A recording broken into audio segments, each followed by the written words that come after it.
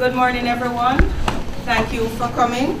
We're at the end of our budget process, which was opened on April 18 by the Minister of Finance, Planning and the Public Service, Dr. the Honorable Peter Phillips. We also had presentations from the Most Honorable Prime Minister and the Minister of Science, Technology, Energy and Mining, the Honorable Philip Paulwell. They shared with the nation the policies and programs of the government, including the growth and development agenda.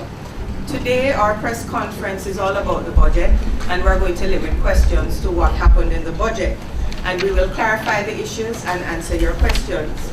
And at this time, I'm going to ask the Prime Minister, the Most Honorable Portia Simpson Miller, to say a few words. Prime Thank Minister. you very much, Minister, members of the Cabinet,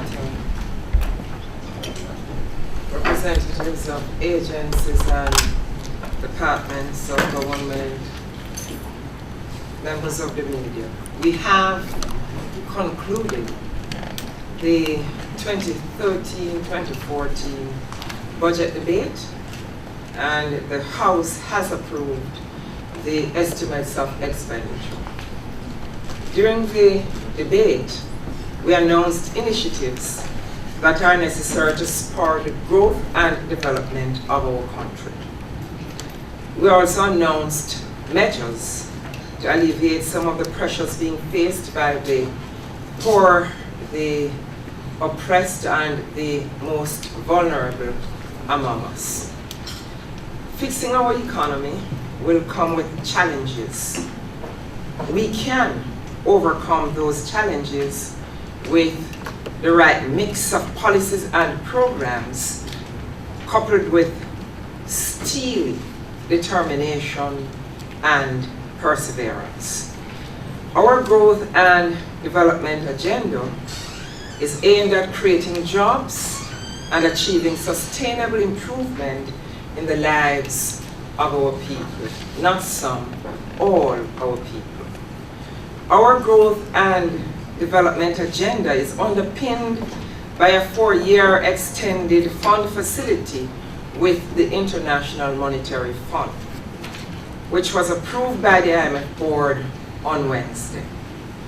Under this agreement, the first tranche of $207 million expected to be deposited today, Minister. Significantly, of this amount, US $90 million is being provided for budgetary support. Minister Paper number 3930, outlining details of the letter of intent, the Memorandum of Economic and Financial Policies, and the Technical Memorandum of Understanding, was tabled in the House on Wednesday. This program with the fund is structured around a multi-layered reform agenda: fiscal consolidation, improvement in competitiveness, debt reduction, and improved social protection programs. The government is committed to fulfilling our obligations under this agreement.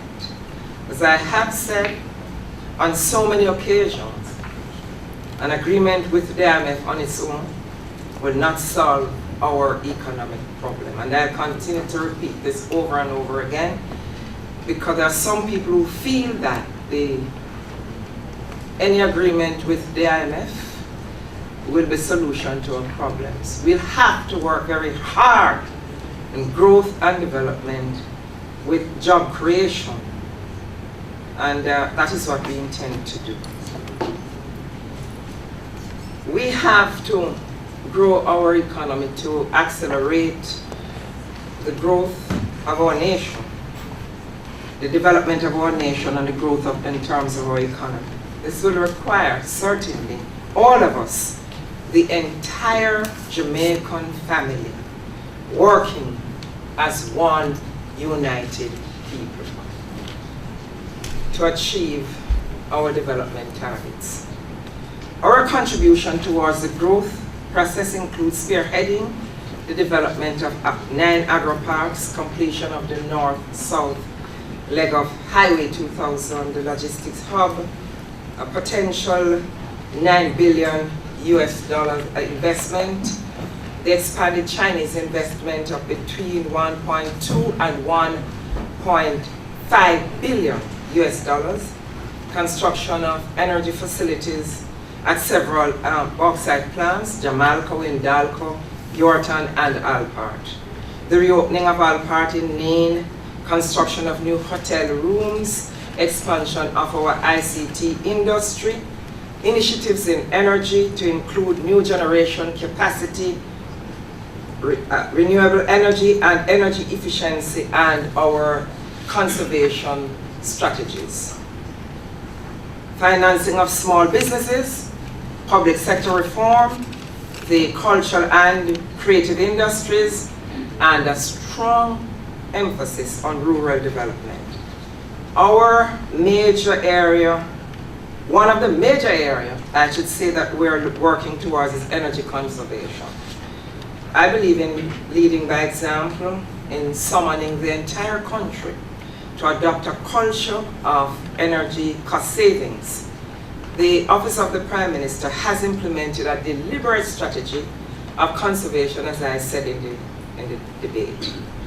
Through this project, electricity usage moved from a high of 100,227 kilowatt hours to a low of 63,227 kilowatt hours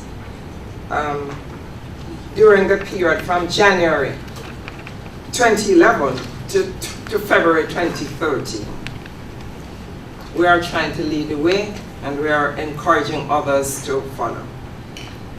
By their very nature, and given their scale and scope, these initiatives cannot be completed overnight, and I want everybody to understand, because when we make announcements, people behave as if they are going to be done and everything is going to be completed and finished overnight.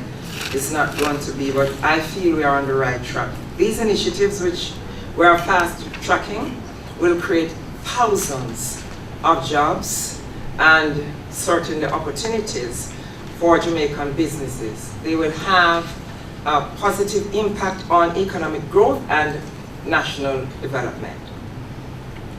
This is our mission, and we are determined to achieve these goals in order to create a better quality of life for our people. The success of this mission will require the support of every single member of the Jamaican family. The government I lead is very clear in its mission, and we are very determined.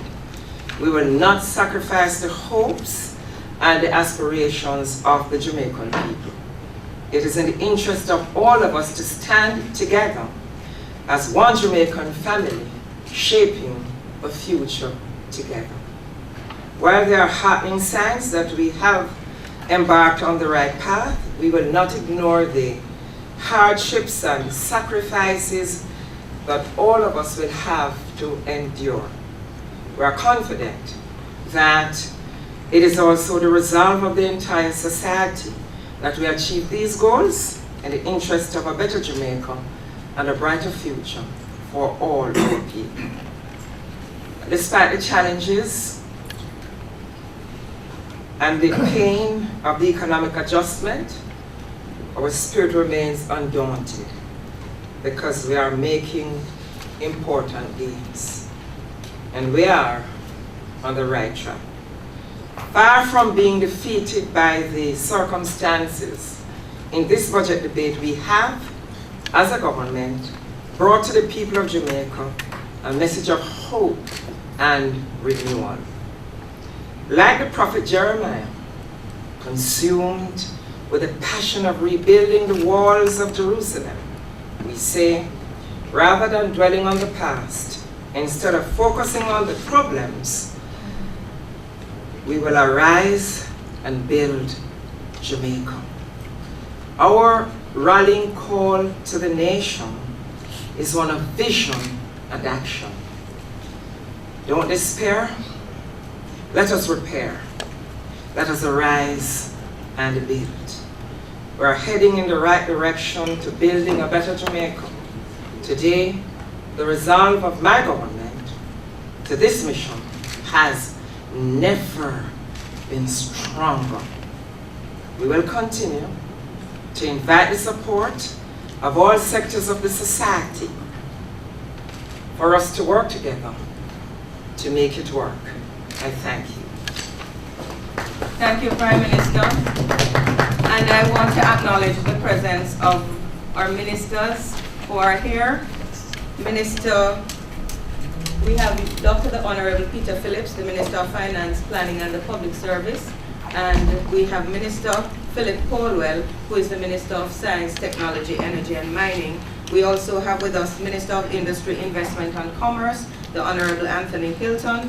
We have Minister of Youth and Culture, the Honorable Lisa Hanna, and we have Minister without Portfolio in the Ministry of Finance, Planning and the Public Service, Mr. Horace Daly. And we also want to acknowledge the presence of the support teams from the Office of the Prime Minister and from the Bank of Jamaica and from the Ministry of Finance. I've seen the FS and I also see the Bank of Jamaica Governor.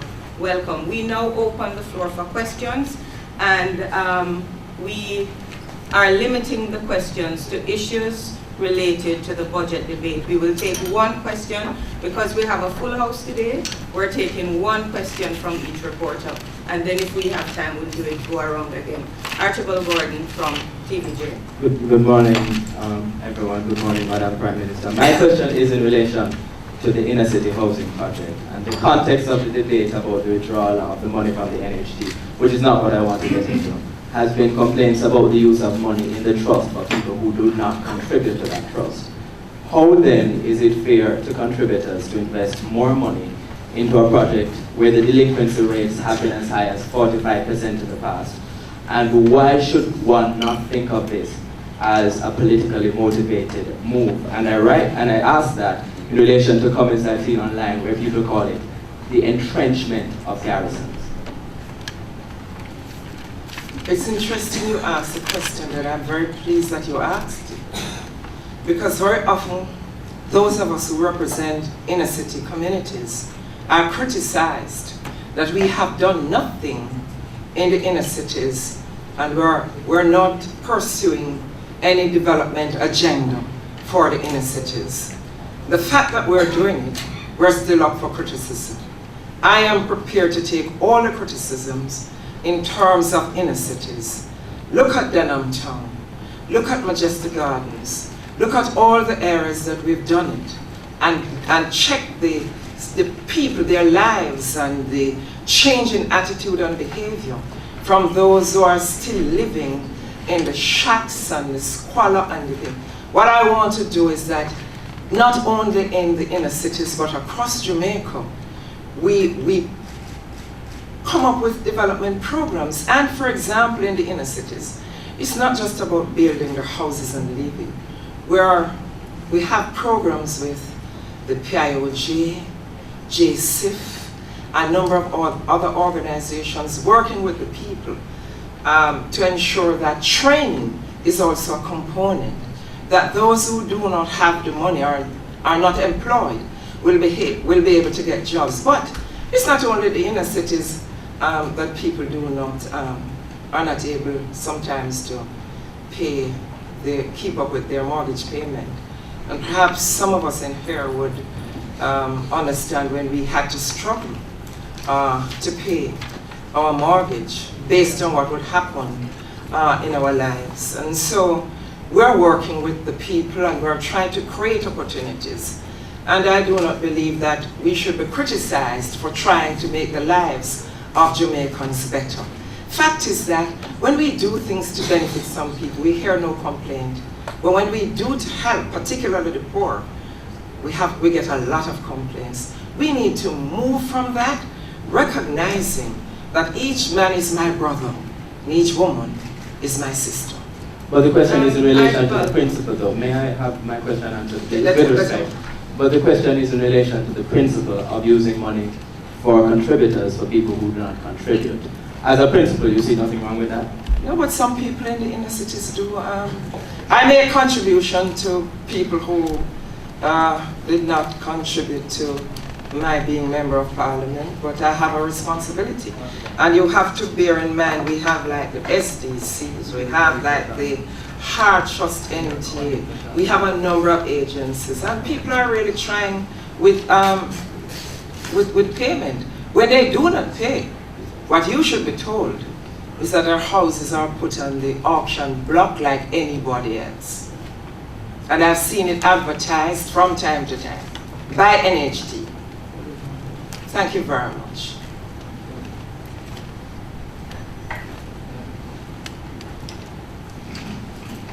Honorable Prime Minister, for the public sector workers, the homes that you have found for them in St. Catherine, which other places have you identified thus far? And can you say when will the building of those homes, or when the process will start as it pertains to that? Thank you. I have one correction to make. We had said St. Catherine is Clarendon. Oh, Clarendon, sorry. It's Clarendon. I'm sorry about that. Oh, that was an error. Yes, I apologize for that. That was an error. That is in Clarendon. I've asked government agencies and government ministries to identify so that we can find land in other areas to be able to do that. And they are working on it and will indicate to me when they find the land so that it can be handed over to the NHT. So we're looking not just on that. I identified the one that was identified that they gave and said that was ready. They're still pursuing other areas. And that you'll be informed when we're able to do that at some stage. Darren Luton from the Gleno. Good morning, everyone. Good morning, Prime Minister. I noticed the technical document submitted to the IMF points to inflation ending up about 8% at the end of the program. I'm interested, though, in finding out what the levels of unemployment and inflation would be in the period up to, if you have done the projection, in the period up to the end of the program on the basis of such projection. Yes. The Minister of Finance would like to take this one. The inflation targets are more directly anticipated and projected because there are straight quantitative measures regarding money supply, regarding the fiscal accounts that are there. We don't have, there is a growth estimate, and in a sense your ability to determine what the unemployment numbers are would be to some degree predicated upon what those growth estimates would be, but it also depends on other things. So there are no employment or unemployment projections in it, but what we anticipate is that as the economy grows and as we particularly get the growth out of small businesses which contribute the bulk of employment, that we will see a downward trend in that regard. Andre Jebinson from TVJ. Darren, if we have time to come back. Dr. Phillips, you mentioned that $90 million from the first drawdown of the IMF funds will go towards budgetary support.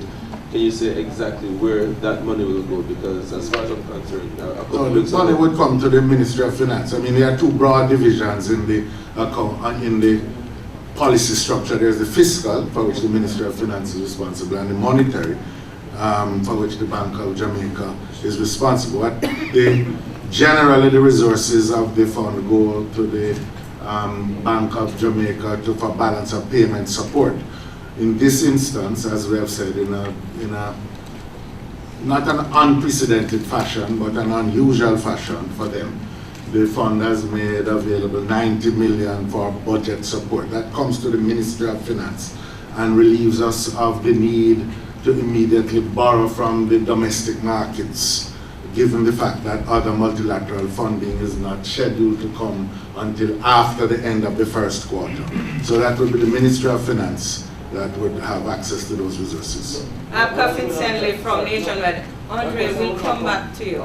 My question was not complete, because what I was trying to find out is Was there a gap in the budget? Because the budget you presented 2 weeks ago was fully funded. And that is part of the funding. So that was part of the... Yes. Okay. Yes. APCA Fiscal nationwide. Question to the most honorable Prime Minister of Jamaica. PM, good morning to you. Good morning. Now, in your budget speech on page 6, you state, when we speak, our words circulate globe at the speed of light. You go on to say, as leaders, we must be clear about the signals we send to the world. Now, Prime Minister, in specific regard to that section in your budget speech, at this hour, you have as among your cadre of ministers one who has admitted to authorizing illegal activity. Further to your utterances in that APCA, budget presentation, with respect, in the budget APCA, we're not taking that question. If you have a question that's I about note, the budget debate, I note, Minister, you said the questions are limited to the budget debate. They and are, time and- to that. On page 6, the Prime Minister said we should be careful about the signals we send.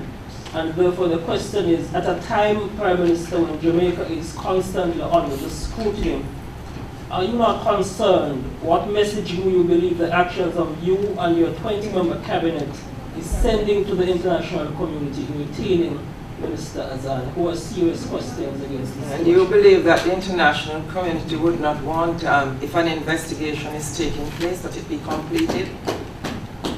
Do you believe that? Well, I am going no further on this with you. I indicated to the media already. I am awaiting the investigations, the report, and I am not going to speak to it. You cannot have an investigation taking place and the Prime Minister of a country making comments on the matter when an investigation is ongoing. I am sorry, I'm not going to do it. Garfield Burford from CVM. Thank you too. Good morning, Prime Minister, and to all.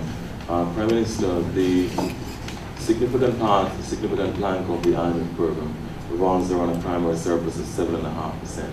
But in the revenue measures tabled recently, you mentioned that the increase in stamp duties, transfer taxes, and an increase in the dividends taxes. Do you think that this undermines the capacity, the ability of the productive sector to grow the economy, and thereby by trying to get a primary surplus target of 7.5%, you will be compressing the economy too much and essentially creating stagnant growth in the economy? I do not believe that. I think that we are pushing the economic program in a way that, not saying that along the way we might not have challenges, but we're certainly pursuing a path that what we say we are going to do, that we achieve. And trust me on this. We're not reneging on that. But Prime Minister, with respect, may I follow up? I mean, so wouldn't it be counterproductive then to increase stamp duty and transfer taxes if these by themselves are proven to stimulate economic activity in the economy?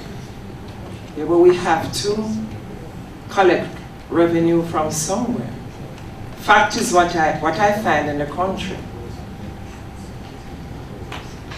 The areas that the government look to for taxation, you're criticized. And when you tax some other areas, you're criticized. Government just have to be bold to do what you have to do. And that's an area we're going to get it. That's an area we're going to go. We're doing everything. We're working to ensure, as I said in the debate, that we make it easier for people to do business in Jamaica, not only our local investors, but certainly our foreign investors. We are doing everything that we can. And I'm just saying, what we announced is what we mean. And we're going to be working with everybody. And we would not do anything to jeopardize investment in Jamaica, because we're looking for more investment, not less. So what I said, we are serious about it. Balfour. Yes, I'm just wondering, since Mr. Paulwell is here, if he could give us some more information on the line of credit agreement with Capital. I don't know what they. I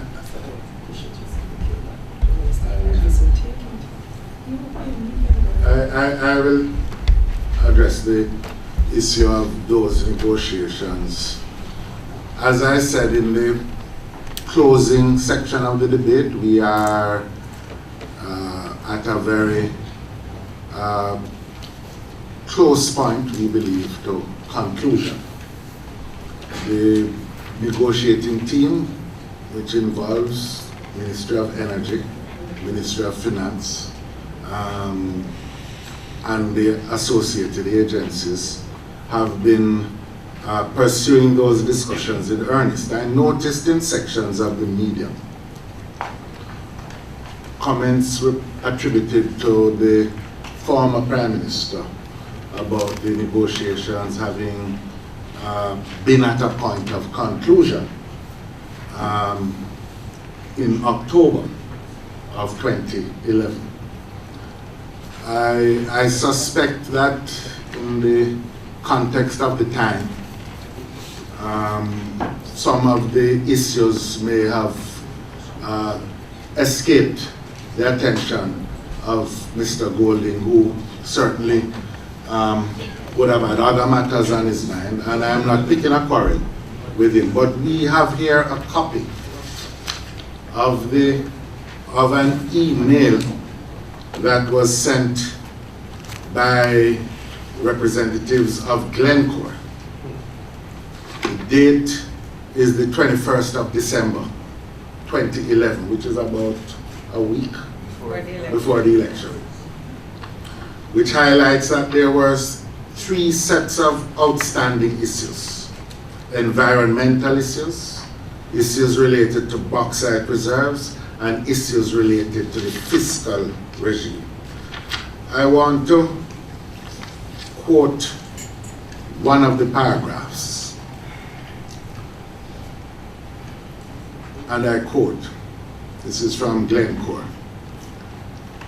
and it is to the person who had been the lead negotiator for the government of Jamaica at the time, but who himself had demitted from the position, but was, because he was involved as the personal advisor to the Prime Minister, who was no longer the Prime Minister, and had not been, so to speak, formally reappointed. But in summary it says, and I quote, "As we discussed, given the significant uncertainty in the global economy today, the prospects for Jamaica have deteriorated significantly in the last couple of months since the signing of the amended offer letter. As you know, aluminium and alumina prices have fallen significantly, while fuel oil prices have remained stubbornly high. This leaves Jamaica's cost base unchanged, but revenue potential severely impaired. This, in conjunction with the significant capital expenditure program going forward, gives the asset significant negative cash flow for the foreseeable future." And this is the critical part. "This makes it very difficult for us to obtain final Glencore board approval for the transaction. You said that you understood the situation, and we agreed to continue dealing with the asset purchase agreement and the fiscal regime issues in the meantime." End quote. I make the point simply to confirm what has been said by the Minister of Energy, that contrary to statements that have been made by others at the period, that they were, one might say, days away or hours away from concluding the agreement, this confirms that was just not so. There had been, since 2010, there had been a requirement in the fund program that the asset be divested. That was not done, along with many other things. What is the case that beginning very early in 2012, a new negotiating team set about confirming the status of the positions of both Alcoa in the first instance and Glencore, as I had described it in my closing remarks in the budget debate.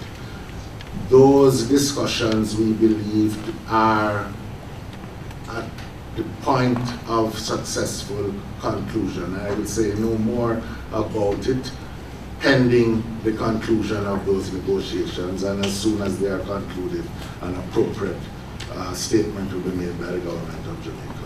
I think probably just to add, because in my presentation I had noted as well, just a second, in the same vein, that the previous government really had not kept their eye on the ball and played the part, as we're doing now, of a proactive partner.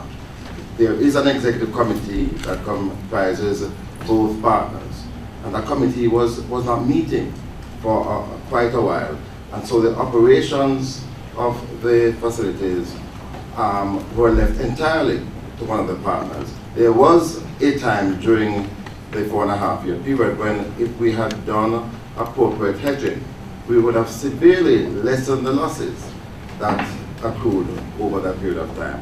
And so there was a lack of management of the partnership during this period. I want to highlight that as well. About the divestment? Line of credit. Well, we explained it. We explained what the value of the line of credit is. We explained how it was going to be repaid from alumina receipts that were due to the government of Jamaica for its share in the refinery. There's nothing more to say. What we said is that it will facilitate the government of Jamaica not having to advance any resources from the budget to support cap operations. And the agreement will provide for the ultimate purchase at an agreed price by Glencore, should they choose to do so, in the period between 2015 and 2020. That's what it really does. In the meantime, there is an appropriate line of credit which will facilitate the GOJ's share of any expenses to be undertaken by Jamaica by CAP, and at the same time it provides for the means of repayment without pressuring the budget for that repayment. So we meet the requirements of the fund agreement, and at the same time we ensure the operations, the continued employment of the Jamaicans who would be employed on that plant, and the operations of the refinery and the earnings to the people of Jamaica. We'll have Warren. Oh, sorry. Yeah. No, I was. That's what I have to say. I wasn't certain if there was any specific other point that was being sought. Okay. Warren Bertram from IRI. Regarding the line of credit for CAP, what will be it will be the market price for the alumina that we'll be receiving? Yes, there are supply agreements that as had been said also, there are 2 supply agreements and there's a third being negotiated. It would be predicated upon the market price in London. We are not, so to speak, selling at a discount. What we are doing is ensuring that we calculate what is due and give a commitment that those amounts will be transferred in satisfaction of our obligations for the line of credit. As I said, when the discussions are concluded, we can talk with greater clarity. It is not appropriate, since the discussions are not now concluded, that we speak to the details of the negotiation. I'm sure you would understand that. And Archibald, we're just going to allow those who haven't had a chance yet to go, and then we'll take it again. Hope O'Connor, then. Thank you very much. For in fairness. Minister Phillips.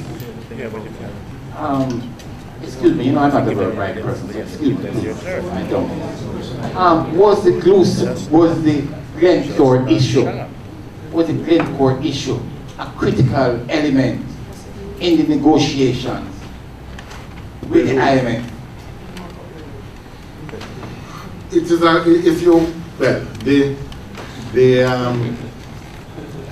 the memorandum of economic and financial policies has been laid in the Parliament. It is a commitment that we have. Was it a critical issue? That is a subjective determination. The fact is that the International Monetary Fund has been briefed at every point in the discussions about the discussions.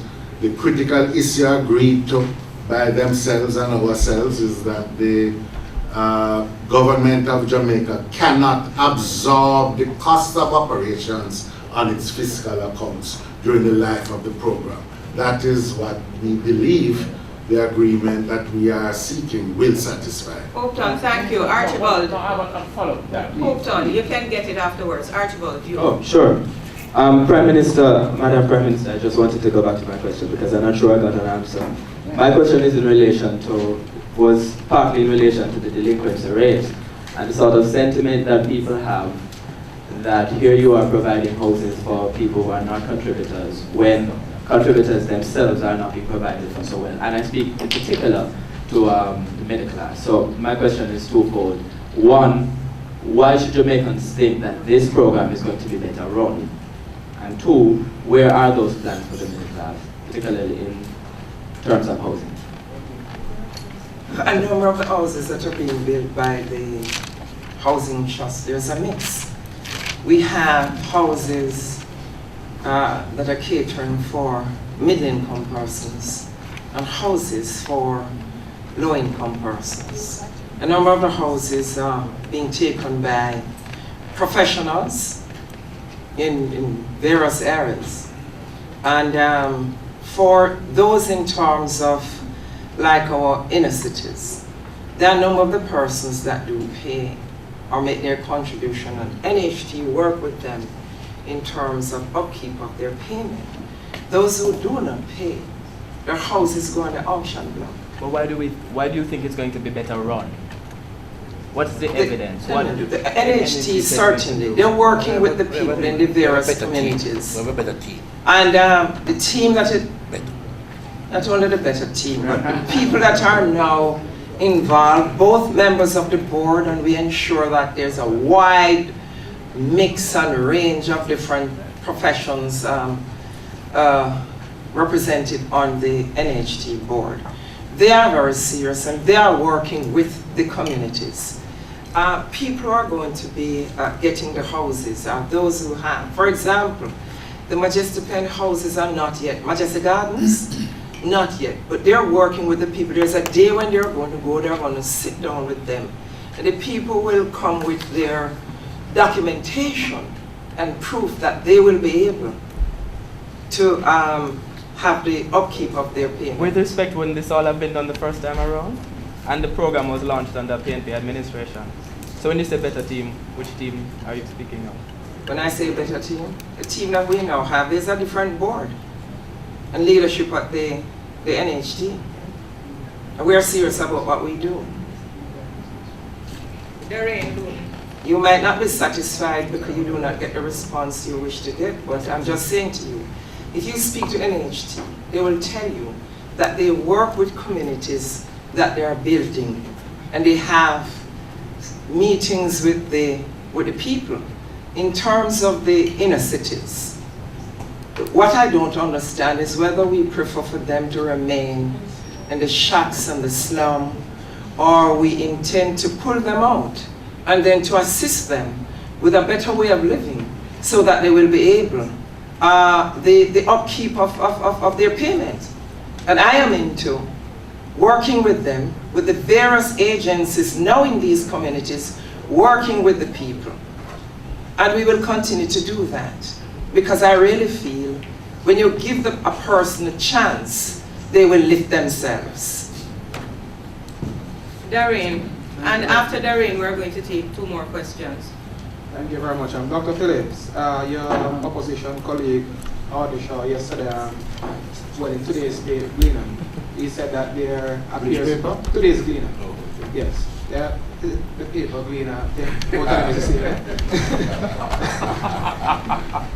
he said that there appears to be an over-reliance on these mega projects, and even one that this over-reliance can lead to what you call the modest growth targets in the IMF agreement not being met. And modest, I think we're at 2%. Is that what we have at the end of the 4-year? Yes. So can you respond to that? Is there an over-reliance on that? Answer is no. There is no over-reliance on those programs. I spent a good part of my presentation in the opening of the budget debate emphasizing the commitment that we were making to small businesses, emphasizing also not only the $2 billion line of credit that was available to small businesses in this fiscal, but also the contribution that we were making to ICT, which is an additional $20 million US dollars that will be taken up primarily by small businesses as well. Emphasizing the agri-parks, a lot of the commitment in those agri-parks going to be small businesses as well. And also emphasizing the importance of us sustaining low interest rates through fiscal consolidation, because that will provide the incentive to the hundreds of thousands of small, medium, and large investors to get into the act of producing. So probably there needs to be more time for Mr. Shaw to read and digest the things that were said during the debate. But I don't believe that he has fully grasped the nature of the model, at least if I'm to infer from the comments that were made. May I follow up? The 4% growth targets, could they have been more aggressive? As I have again sought to explain, those targets have been conservatively set. What we are seeking to do with the large and the other projects is to overshoot those targets. That is the real challenge, and we have said so. The important thing is that we have a program which is realistic, but the program doesn't focuses in terms of its quantitatives, what you can predict on those elements, the taxation levels, the inflation rates, the expenditures, the revenues, and the like. What we need to do, and what the Prime Minister has been emphasizing in her contribution to the debate, what I have been trying to suggest in relation to the growth agenda, is that the mission of the administration, now that we have concluded this phase of the negotiations, is to try to augment the positive growth side over and above those expectations. That's the challenge that we face. But there's no doubt about it, you know, and maybe, if you permit me, Prime Minister, let me just say, we have a program which is a difficult program. It's not an easy program. We never have said so. We're not proclaiming it. But we are proclaiming that it is a necessary program. Now, we can either, as a country, talk ourselves into the depths of despondency and hopelessness, in which case we know the end result of that. Anybody who loses hope has no possibility of success. Or we can decide, as thousands of Jamaicans do every day in the face of difficulties and hardships, get up and move with hope, with expectation, with confidence and faith in the Almighty, that we will in fact achieve the objective set. We owe ourselves, and indeed we owe future generations no less. Let's not dwell on the negative and the hardships and the difficulties day after day after day. The problem, unfortunately, with the kind of political culture that we have developed is that there are people believe that they must have an incentive to be negative about everything. We don't have to be. We can point to the difficulties and we can share thoughts about how we overcome them without seeming to revel in the fact that there are difficulties. That's my plea. Garfield Burford from CVM. All right, Dr. Phillips, two-part question to you. I see in the document submitted to the IMF, you talk about an insolvency act to be tabled in Parliament in December this year, as well as a business registration super form, essentially. One, why so late, as in December 2013, because this is critical to business facilitation. Why not earlier? And two, is it that, how is this super form going to make things significantly easier when red tape could easily hamper things? And a two-part question. No, that's the two parts. Yes. No. That's it. Yes, Garfield. but to the Prime Minister. Garfield, no, you have, you be fair, you have other colleagues, you were allowed a question with two parts. Dr. Phillips answered and then we move to AMCA. Let him ask the question. I'm begging for you to allow. Okay, we don't have to beg. Right, please. Prime Minister, thank you for your graciousness on this. You mentioned crime and national security in your budget presentation, where you said that the matter of national security challenges you now face hinder development and or direct impediments to growth. Your brother was attacked yesterday, so you have a personal you have a personal interest in this matter. Now, your reaction to that, and two, what's your assessment of Jeep, the first phase of Jeep? What did it really accomplish? In terms of my brother, I will make no comment on my brother. He's a private citizen. He's not a politician. He is not in government. He is a brother who, from a very tight-knit family. And so what happened to my brother, a number of other persons in the country suffer. I feel it, anyone that would be hurt by the hands of some criminals. And so I feel it the same way. I feel for everyone. It's my brother, but I don't wish to make a comment on my brother because he's a private citizen, and I don't want him to be drawn into any discussion that could be seen as partisan and political, because he's not a politician. He's a businessman, but loves his sister as I love him. And that's what I would say about it. I am quite pleased with Jeep. Tell you the truth, the number of calls that came in, not only to the office, but to my house, people expressing gratefulness, the fact that for a long time, it's the first time they've had their gullies so clean, their drains, or their road being repaired. And so it is not a program that people can go and just lean on. And for me, the most interesting thing was two visitors from overseas who are not Jamaicans visited the country, and the person that entertained them asked if I would meet them. I met them, and they said to me, "Oh, we're so pleased. We see people on the road working, and it's so clean." And I felt very good. I think Jeep is a success, and we will continue Jeep. And that is one of the question that was asked about NHT, that assist those, because there are people in Jamaica who do not understand that people from the inner cities do work.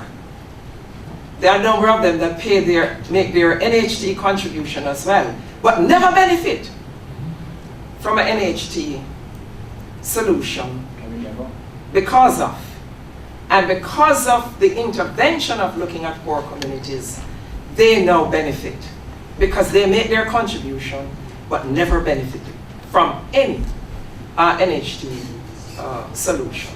So I think it is critical for us to ensure we deal with everybody. Jeep is one response to the whole question of unemployment in the country. It's not all, because I think there's a training component of it, and what we want, if anything, is for Jeep to be expanded so that more people will be able to access some jobs. You know what? Forgive me for being so lengthy, but it's critical and important. From, I think it was in St. Mary, it was raised with me from the town hall meeting, people asking, if anything, can we change the way we deal with Jeep while members of parliament will give somebody a job on the Jeep program and it is for 2 weeks or 3 weeks, could we look at it that they could get some real benefit? Could we extend it to a month or 2 months for one person so that they could save, so that when they're not working, they would still have something to go back on, because they would be able to accrue a little saving from it. So for some people, it might seem simple to us, but for some people, it is very important and critical for them to get even a few weeks' work so that they can able to give their children some kind of protection by way of feeding them, or their lunch money or bus fare to get to school. Thank you so much for that question. The question of the Insolvency Act, why so late? There is a very ambitious, huge legislative program. We have already, in fact, passed some of them. In the course of the next month, we are going to have to take 2 additional bits of legislation for the tax treatment of charities. We're going to have to deal with third-party information for tax authorities. We are committed also to passing a new Charities Act. We are committed to omnibus incentives legislation. The Insolvency Act is one among many. We can't do all of them at once. Preparing legislation is a very complex and indeed lengthy process involving drafting instructions, drafting it. There's not an inexhaustible supply of drafters in the public service. In fact, we are seeking to recruit drafting resources from the Commonwealth Secretariat to assist us. It's just a straight issue of capacity, implementation capacity in the government of Jamaica. And I would advert to the fact that this is one of the matters that commitments were given by the previous administration and were not fulfilled. So that's the reason why we can't do that immediately, and all the other bits of legislation as well. There was another question which also I'm not quite clear as to the question, because you asked me what benefit the superform will do when we have red tape. Was that your question? But the fact is, the superform is an effort to remove the red tape. What it is saying that there can be one form that the person registering a business will complete, and the form will serve multiple agencies, whereas now the person has to move across the multiple agencies. What we are saying, we will fill up one form, and then the information will be dispersed across the agencies. So you will be, by virtue of that, reducing the number of steps and activities that the potential business operator will have to engage in. So quite the contrary of seeing this as something separate from the removal of red tape. It is in fact part of the process of removing red tape that the Prime Minister spoke about. Abco, final question. Question to the Honourable Minister of Finance. Good day to you. You spent a portion of your closing of the budget debate speaking about commitments we have made, in particular relation to the IMF agreement, and we have failed to follow through on it. I note that a committee has been set up, an oversight committee chaired by Richard Biles. Is there and the governor of the Bank of Jamaica. Indeed. Co-chairman, yes. Is there any more information you can give us regarding the terms of reference of this committee? And perhaps that would lead us to an assurance that the channels of communication are open regarding the free flow of information, that this committee can really get on with its work to ensure that we do not really digress from that which we've agreed to. Yeah, we can get. I don't have the terms of reference here with me, but I can ask the Financial Secretary to share it with you. Thank you everyone for coming, and we wish for you a great weekend. Thank you, Prime Minister. Thank you.